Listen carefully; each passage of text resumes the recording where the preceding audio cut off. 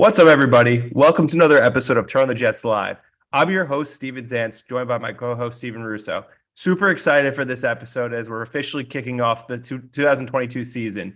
Steven, guys are reporting tomorrow. Rookies are already at camp. What are you thinking? How you feeling? It's like the best time of the year. It's like Christmas already.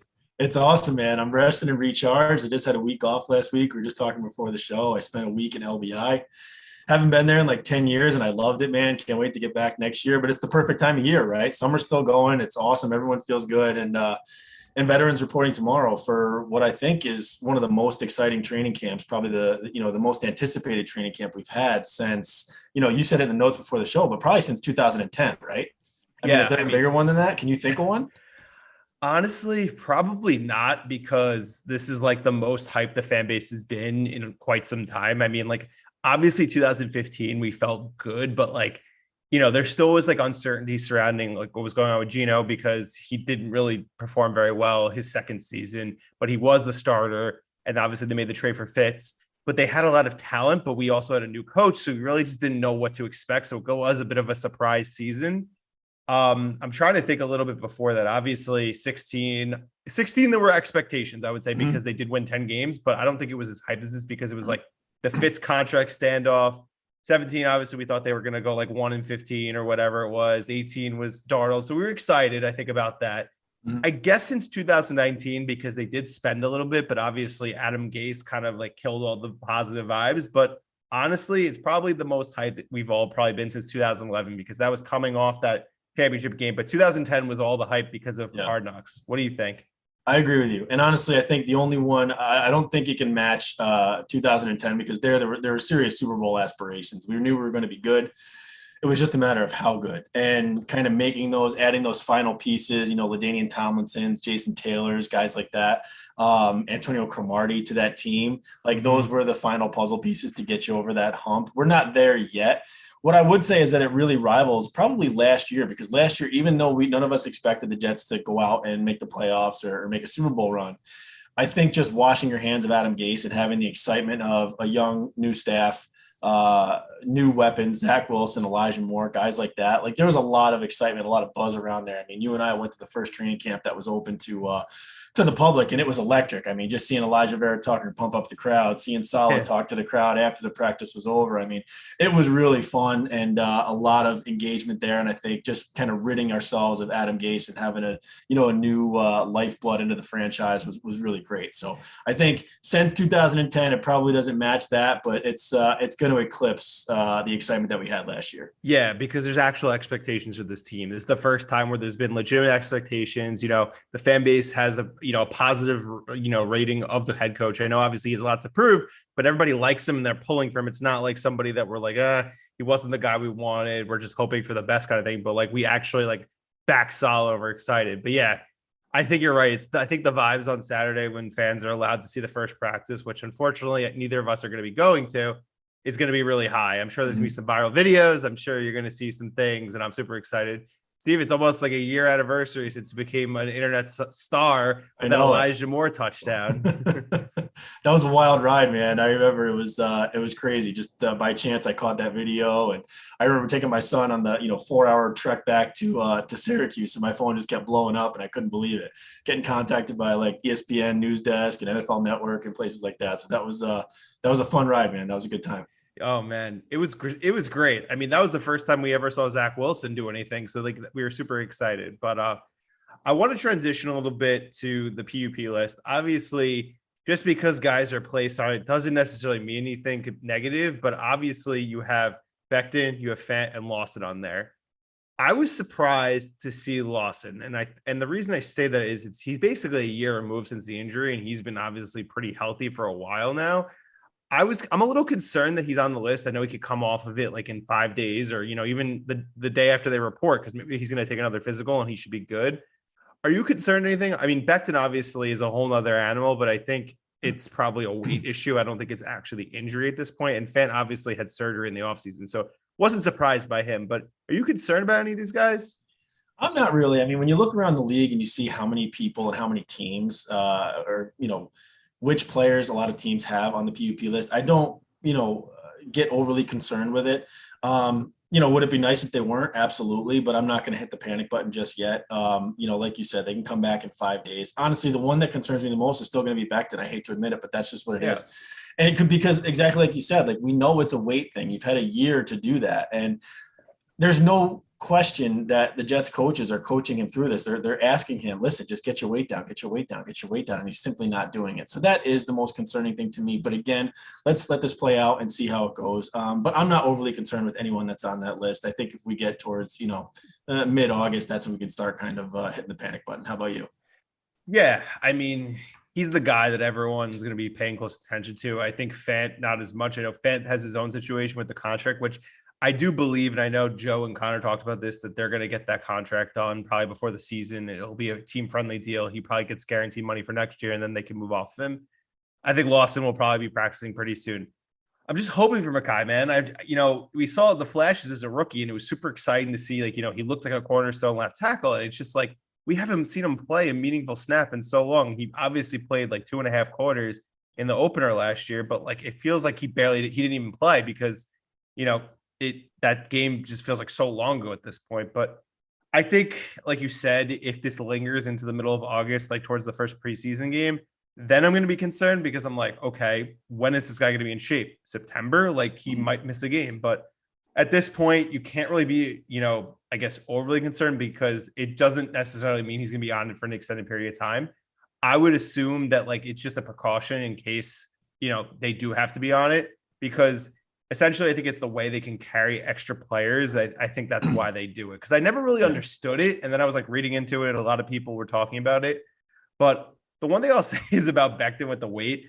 I kind of laughed a little bit because I saw that whole thing in Kyler Murray's contract about studying, and he has to do 4 hours or whatever. And I'm like, it kind of is the same thing as Becton, except it's not weight. It's the mental aspect. Mm-hmm. I'm like, that's embarrassing. And it just goes to show the Jets are the only team that deals with these problems, which made me feel a little bit better about the Becton situation. Yeah.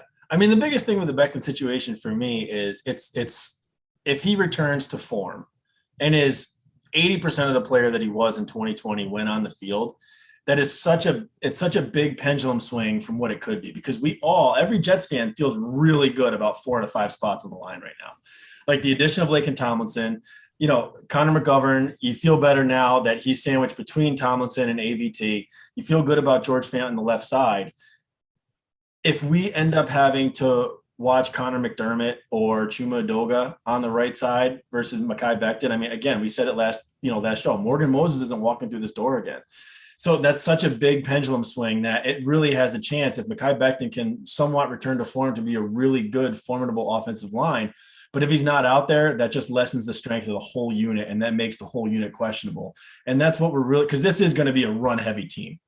There's no question about it, right? I mean, you saw it last year. San Francisco's philosophy. Shanahan's philosophy. That LaFleur is bringing that over. They got guys like Michael Carter. They draft Breece Hall. They're gonna run the rock, and getting Becton out there and being somewhat a semblance of what he was in 2020 would be a big addition to this whole line. Not having to trot Connor McDermott out there would be, a sight for sore eyes. Yeah, I mean, he did catch a touchdown last year, which was one of the most fun things we saw, late in the season when Zach was starting to play a little bit better. But yeah, I don't want that guy having any business protecting the franchise quarterback. If he wants to be, an eligible tackle that could be a receiver, sure, once in a while on the goal line. But if he's playing, the Jets are going to have some problems. I mean, right. They just don't have depth. The only guy that I feel like is actually legitimate depth that we wouldn't hate as much is the guy from the Eagles. I think it's Nate Herbig or whatever his name is. Mm-hmm. Him, I feel a little bit because he has experience and he wasn't a complete dud. But outside of that, it's going to be a little bit troublesome if, we're having to replace some guys on the interior, especially a guy like Dan Feeney, who seems to be really beloved. And I kind of feel bad that we all rag on him because he couldn't block in the preseason, but he actually wasn't terrible the one game he filled in at center last year. So let's just hope for the best with the line. Yeah. Let's hope for Becton, Fant, and Lawson to be practicing soon. I mean, it's still early. They're not practicing till Wednesday, so they very well could be activated off. Mm-hmm. I'm not going to say that they will, but you never know. Yeah. Yep. As we mentioned at the top, everyone's reporting tomorrow, so the first practice will be Wednesday. What's something you're looking to hear about during the first week of practice? And I'll kind of build off this. Do you care about the statistics? Zach went 7 for 10 or whatever. He threw 2 touchdowns, or He had like a 4 interception day. Like, does it matter to you? Like, what are you looking to see, and how do you feel about those stats that the beat is probably going to be putting out? It's like PFF grades. I only look at them when they're to my advantage. Right. So that's that's just what I use the for. No, I mean, I don't really care. No, because I know that honestly, like the coaches aren't looking at that stuff. They're looking at things that are totally different. They're trying to install different things. I know that it truly doesn't matter. So I'm not going to get crazy about, training camp stats or 7-on-7 stats or anything like that. But what I really want to see, to be honest with you, is finally to see kind of the Jets offense outpace the defense a little bit. Yes. In this training camp, because that's something we haven't seen in, I can't tell you how long, right? It's always been the defense is leg up. But I think that's kind of natural for a lot of teams. But here, with the consistency that they do have on offense, as second year in the system for, pretty much obviously for everybody, but particularly for Zach Wilson, and some of the new additions, getting, Elijah Moore back, getting Corey Davis back, like having all those guys on the same page, throwing Garrett Wilson out there, like seeing the offense outpace the defense in the early stages of camp would make me really, really happy, just because it's 2022. We're TOJ. We've been clamoring for offense for so long. We just want points. So that's something that I think I'd really want to see. Points. And when Scott Hansen mentions us on Red Zone, he's not making fun of us. He's like, look at the Jets. Yes. They're doing something. Yeah. What about you? What are you looking to see out of the first week? I want to see positive reviews from the rookies, especially the guys who were taken high. So obviously the first three, the 3 first rounders and Brees. Obviously, Ruckert is someone I'm excited about, but I know he's on the NFI list because he had an injury, I guess, in the offseason he's recovering from. But I really want to hear that, Sauce, Garrett, Jermaine, and Brees are making their presence known and that they're going to be legitimate contributors. I'm the least optimistic that Jermaine will make that initial impact, but I do think Garrett's going to have some highlight plays. I'm sure you're going to hear Brees is really fast. He's a home run hitter. But obviously, you want to see Sauce. You want to hear him making some pass breakups and stuff like that, and looking like he belongs because of that length and size. But for me, it's just the rookies. I'm super excited. I know Zach is going to be the topic of conversation. Like, how did he do today? Was he good? Was he bad? I'm sure everyone will be looking at Dennis's stars for the day, and obviously the duds of the day. So, I mean, just the rooks. That's what I'm super excited about, because we've never seen them play in a Jets uniform. And that's obviously a big part of this team is youth. So I need to see some things and hoping that these guys are legitimate contributors in year one. Absolutely. No, I agree with you. I think a lot of young talent. And I think they're coming to impress. So it'd be good to see that they're picking up the respective playbooks quickly and performing early on. I think that would give the Jets fans even more hope than we already have. Absolutely. Yeah. So right before we went live, I saw that Jeremy Fowler tweeted that Jesse Bates is not going to be showing up for camp.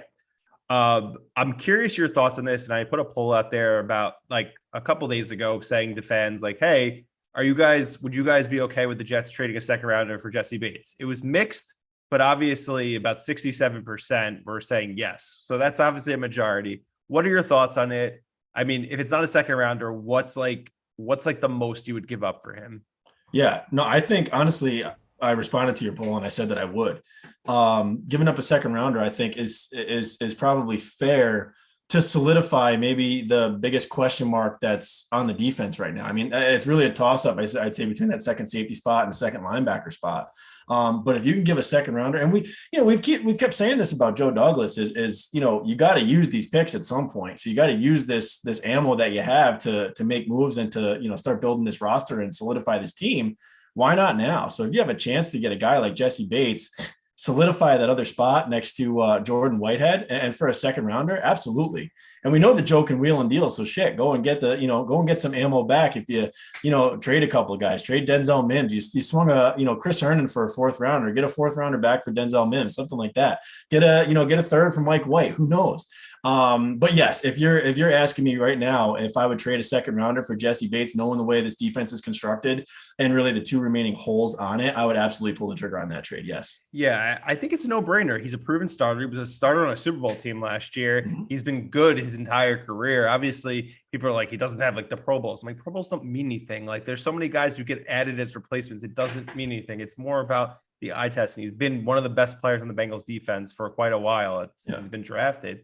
I mean, I get it. It's not only the second round pick. You have to pay him, and you have to assume that there's like a handshake agreement that, he's gonna be like, I'm going to stay here and I'm going to resign with you guys, and I'm not going to test the open market, because he can't sign an extension until after the season. But you would think if they do trade for him, or, whoever trades for him, they're going to franchise tag him because they're like, we want to control this and we'll work out that extension. But I think it's a no-brainer, like you said. It upgrades the biggest hole other than inside linebacker next to Mosley because, we're not super excited about Quincy Williams as being the full-time starter. I mean, he obviously was a pleasant surprise, but the defense stunk. So it's like, how much stock do you put into that?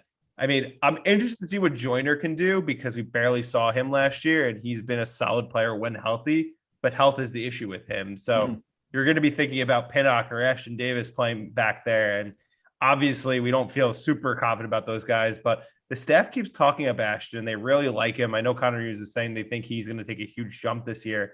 I think he has the athleticism, and we finally saw that interception last year. So we got a little bit excited, but yeah, safety is definitely the one spot besides inside linebacker that I'm super concerned about on the defense. I think everywhere else I'm pretty happy. I mean, the pass rush is like more projection than anything else. We're assuming that they're going to get more pressure and get some sacks on the quarterback, but they have depth, so I'm not overly concerned about it.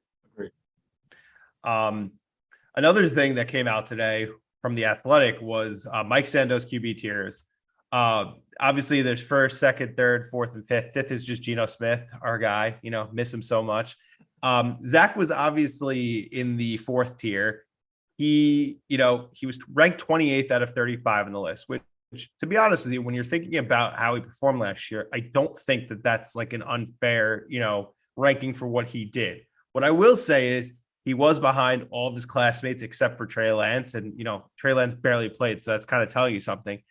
I personally don't think that Trevor or Fields was like really that much better than him at any point, especially Fields. I feel like Fields was the same, if not worse. Trevor, I know, had more moments. He obviously started the whole season, and obviously Mac was the best of the bunch. Even Davis Mills, I thought, was better than Zach for the most part. I think he actually was the second best one, but he's gotten no love because the Texans are the Texans. But are you like, you think it's fair? Or you think it's unfair with that? I mean, yeah, objectively speaking, I think it's fair. I think you could have them grouped in really any order. If they had put Zach behind Trey Lance, obviously I'd argue with that. But judging by the season in its entirety, yeah, I think that's objectively fair. You can't really argue one way or another. I'd probably agree with you, though, that if I were making the list, I would probably put Zach ahead of Justin Fields because I don't think Justin Fields impressed. I think if you take the season in totality and you look at what Zach did down the stretch, in combination with before the injury, I think overall Zach looked better. But overall, I mean, I think that's a, toss of a coin. So I'm not, overly upset about it or anything like that. I think objectively speaking, that's a fair assessment. And I don't know, if any other order of those QBs kind of came out, I wouldn't be too upset either way.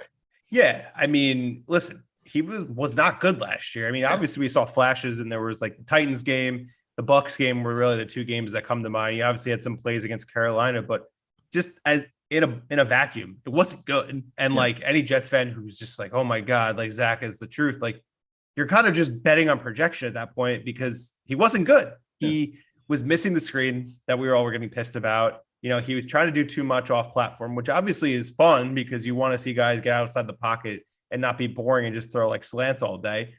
But he has the talent. Like he has an insane NFL arm, which obviously was another thing that people were like, why is his throw power so high at Madden? Like he has an arm. Like you don't necessarily have to be a good NFL quarterback to have a good arm. I mean, there's been plenty of guys, Marcus Russell, Paxton Lynch, who could just throw 80-yard passes, but they stink. So it's like, everyone's like, oh, Zach Wilson, why is he like a top 10 guy in throw power? I'm like, he has an arm. Like watch him play and you'll see it pop. I mean, especially like towards the end of the season when he was actually kind of hitting stride. I mean, at the end of the day, it doesn't matter what, executives, coaches, whoever was contributing to that list think. It matters what he does on the field in year two. And then that obviously shaped the perception of what people think of him. I mean, the quotes about him were actually pretty, positive. The ranking wasn't good, but like these people believe in the talent and they're like, it was more circumstantial than anything else. Like he was asked to do a lot. The talent wasn't great. The coaching wasn't always, the best in terms of like solid with the defense. So obviously it's putting him in holes. But at the end of the day, it's like, it's put up or shut up. Like he needs to show he's like to me, he's got to be like a top 20, 15 to 20 quarterback in the league this year. Like if he's not that, we're going to have a lot of tough questions to have in January. Yeah. And I mean, this is, for me too, I've learned to pump the brakes a little bit in regards to my excitement. I mean, this is coming from a guy that was convinced in the last 4 games of 2018 season that Sam Darnold was the guy and he was the franchise quarterback. And, we saw a 4-game stretch against Buffalo, Houston, Green Bay, and I can't remember the last one that year I where, think. yeah, I'm drawing a blank too. But either way, the last 4 games he played lights out. And honestly, like I think it was New England actually. That one he may have struggled in, but I Oh, can't he was remember. terrible in that game. Either way, it was a 4-game stretch where I was convinced that Sam Darnold was the guy, and look how that turned out. So I'm not gonna overestimate how good I think Zach was in that stretch simply because he's my quarterback and that's what I want to see. If you look at it in totality, he was below average. I think that's a fair assessment for the entire 2021 season. So let's see what he can build upon. But the way you group all those guys, those rookies, I think it's fair. Like I said, if I were to rank them, I'd probably say, Mac 1, Mills, Lawrence, Zach, Fields, and Lance. But yeah, Lance is like incomplete. I wouldn't even like give him a grade because he played he started like 2 games and then he had a couple packages. He doesn't even count. I agree with that assessment. I think that it's hard to judge these guys. They're all, other than Mac, are all in terrible situations. They're all in teams that stink. Yeah. So it's like Mac was in a good situation, and I was reading the whole thing in that same piece about him. They're like, what would you think he'd look like if he was in Jacksonville? He probably would have been awful. And I'm like, yeah he probably would have. And Trevor would have looked really good in New England. So it's sometimes circumstantial. I mean, obviously there's outliers. There's guys like, Justin Herbert who step in who are really good, but not every rookie quarterback is like that. There's been plenty of guys historically, like Troy Aikman was like on like a 1-15 team with the Cowboys. He was terrible. Yep. I'm trying to think of other guys. I mean, I think Peyton Manning obviously threw a lot of interceptions. Went 3-13, threw the most interceptions in a season.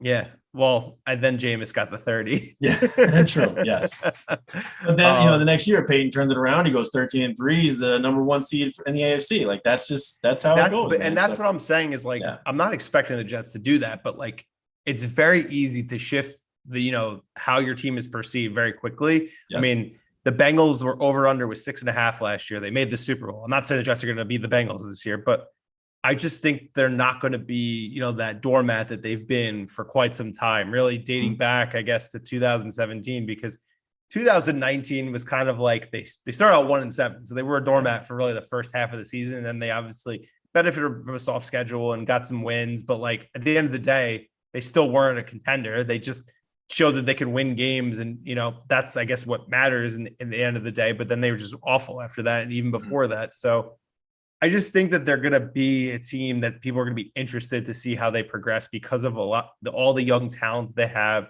a likable head coach, a general manager who's made some moves. But at the end of the day, if these moves aren't working out, he's the one who's going to probably pay for it because he's been here for a little bit. He's not getting any, passes from me, despite how much value he gets for Jamal Adams, which we were happy 2 years since that trade, which looks good at this point. But it doesn't matter if you don't win games. It's just like, it's all like, I don't care about like picks at this point. I want to see wins. I want this team to be around 7 wins, if not more, if possible. And if they're below that, I consider it a huge flop. Agreed.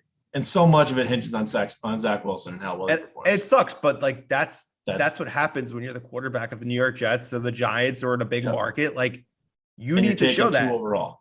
Yeah. Number 2 overall. Like you have to do it. You have to justify your draft positioning. You got like a fully guaranteed $30 million. The Jets bet on you, man. You got to show it for us. 100%. All right, Steven, I'll ask you the next one. So obviously camp starting Wednesday, veterans report tomorrow. Who do you think will be the surprise star of camp when all is said and done? So I know Joe put out like his, 40 things and observations. So he stole the guy that I was going to say. So I don't want to say it, but it was Berrios. I actually think it's going to be Sauce. And I don't think that's going to be a surprise, but I think he's going to be the guy that everyone's going to be talking about because he's just going to be such a freak of nature because he's such a combination of, size and quickness and just ability. I think he's going to be the guy. But I guess if I have to do someone who's under the radar, I'm going to say Solomon Thomas. I feel like people are gonna be like, why do you say that? I think that he is somebody who has the draft pedigree, and we've talked about him on the show before. I think that he is going to be surprisingly productive for this team. I'm not saying 10 sacks, but I think he knows the system. He played in San Francisco. I think, he's still he's first hitting his prime now, and I think he has a lot to prove. So I think he's going to be someone that people are going to be interested in, and I think he'll end up being a nice contributor for this team in a situational pass rush role. What about you? I like it. I'll give you 2. I'll give you 1 for offense and 1 for defense. So on defense, I'm going to go opposite of you. because I think Sauce, there's a level of expectation there. So it's not going to be a surprise that he's good, but I'm going to say DJ Reed. And I know we kind of talked about him on the last episode, but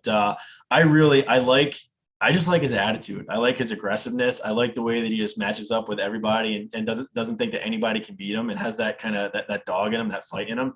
And I think his familiarity with the system and his leadership ability and kind of what he's going to be able to show Sauce. I just think he's going to come out. He's definitely a starting corner. And I think that's just getting kind of overlooked with the surprise pick of Sauce. So I think DJ Reed is going to come out and surprise on the defensive side and definitely solidify himself as a starter. I think that's a given, but I just think we're going to hear a lot about how good he is, how he's kind of taking Sauce under his wing. I just think we're going to see those things.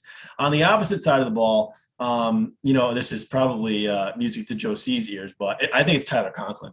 And I think we're going to start see him to separate himself as tight end one. That's no knock on CJ Uzama. I just think the combination of all of us clamoring for a legitimate tight end threat and now having really three guys that we could be excited about. But I think Tyler Conklin's the guy that's going to really kind of take that leap and solidify himself as the number one and be making plays left and right, specifically in the red zone. I'm really excited about what this tight end room can do this year, man, especially given what we've had over the last decade plus since Dustin Keller. I mean, literally the only other guy of substance since Dustin Keller was Safarian Jenkins when the team had Josh McCown as the quarterback. And I think that you could beat Safarian Jenkins in a 40-yard dash. No, I'm slow. No. People say like the guys in the NFL and sports where they think are slow, like Big Papi and stuff. I'm like, yeah, these guys are still fat. They're still athletes. I'm joking, but Safarian Jenkins was good, but he was slow. He ran like Matt Forte. Year. He ran like Matt Forte. Yes, it was bad. But I agree with you. Continue. I interrupted. I'm sorry. Yeah, no, I agree with you. I'm super excited about this tight end room, and I do think Conklin's going to be the best tight end on this roster in 2022. I think Uzama's going to be a nice complementary player. I know he's obviously going to be a little bit behind because he's still recovering from that knee injury that happened in the playoffs, and obviously he played on in the Super Bowl. But I do think Conklin's a descending player. He actually was a solid player for the Vikings behind, Thielen and Jefferson and Dalvin Cook for targets. He actually was pretty productive. I remember like seeing his name in fantasy. I'm like, oh, I'm picking this guy up. And he was good. I mean, hopefully Zach Wilson could be as productive as Kirk Cousins, at least this year. I feel like that's actually like a good bar that you'd want to see is Kirk Cousins with like more pizzazz, I guess.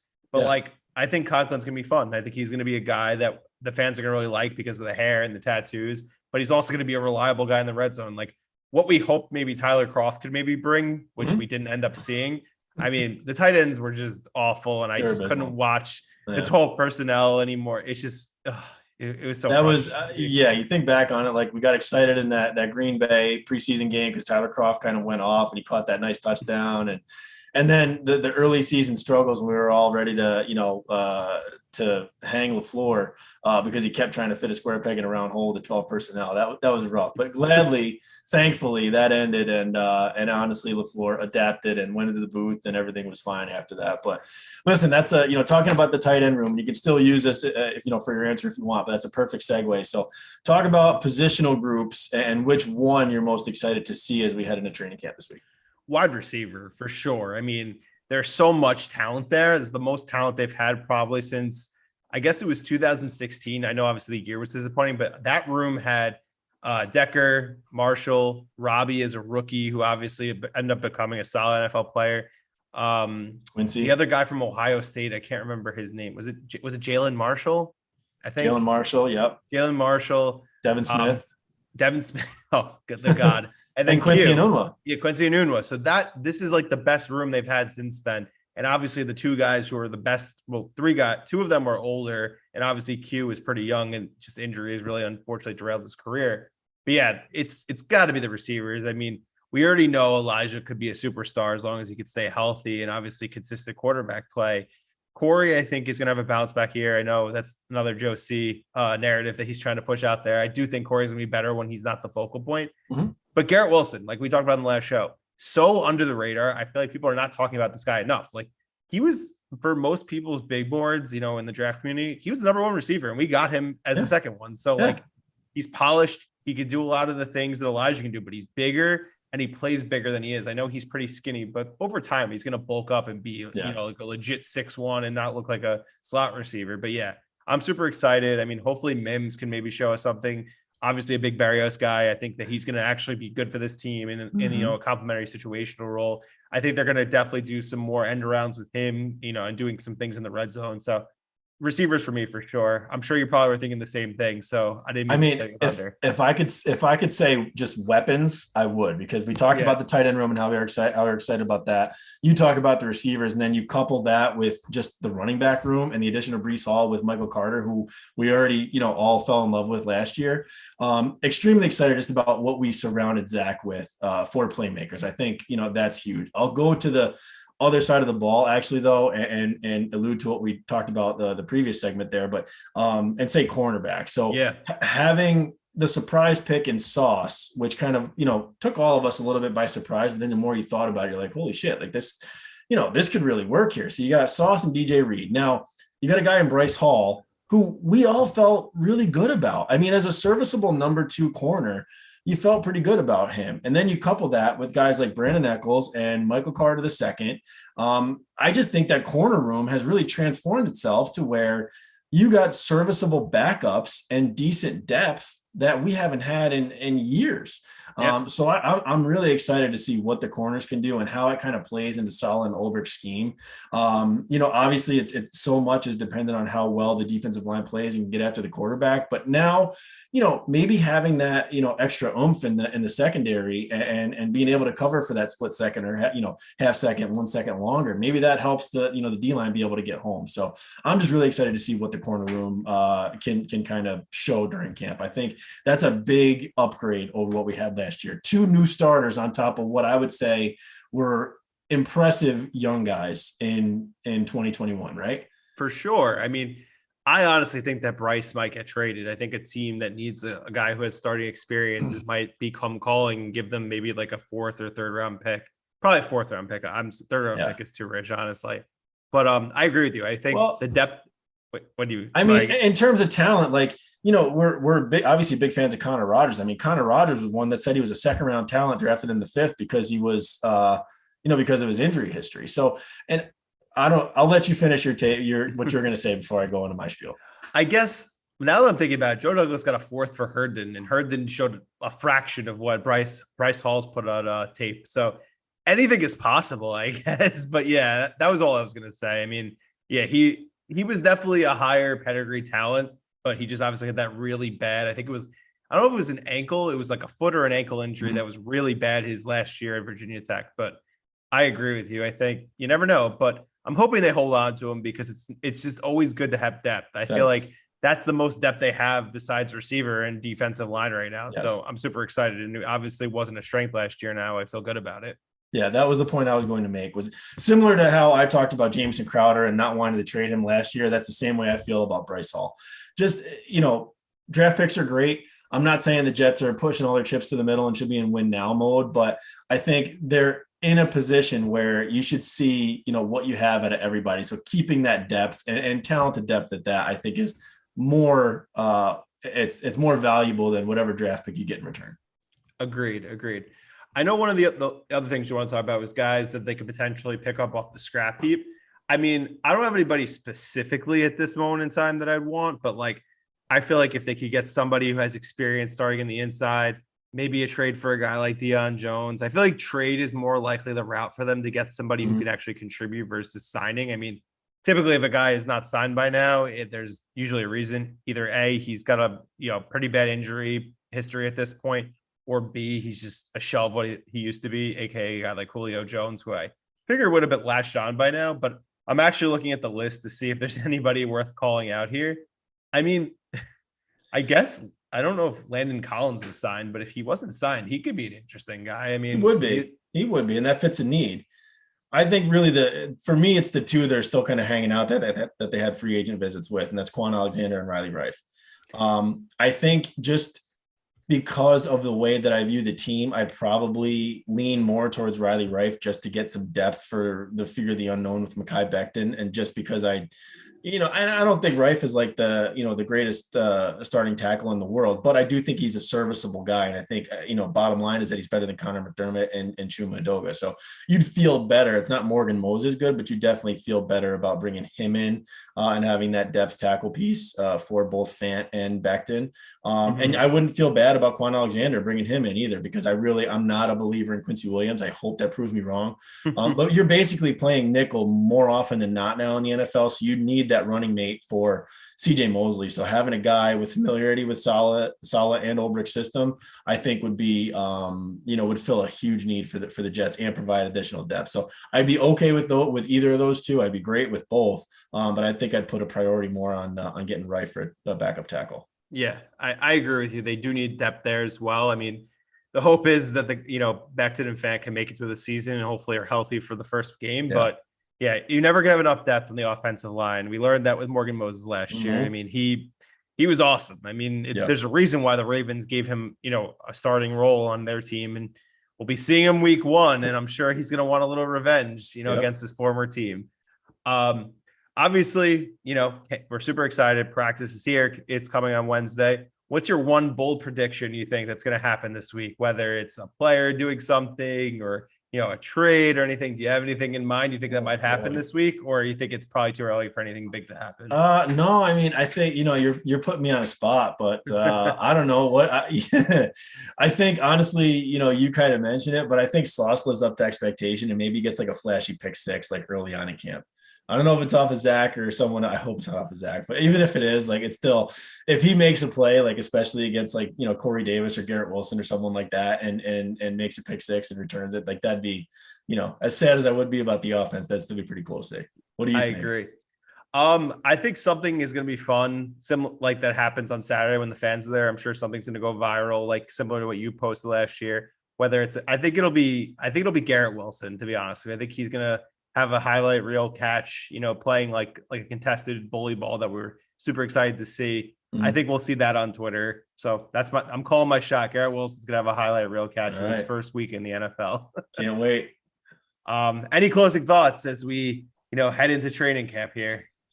No, man, just, I'm pumped for it to start. It's always good to kind of, you're sad to see summer come to an end, but at least you have football to look forward to. So the month of August is, it's always fun. I mean, Jets Twitter never disappoints.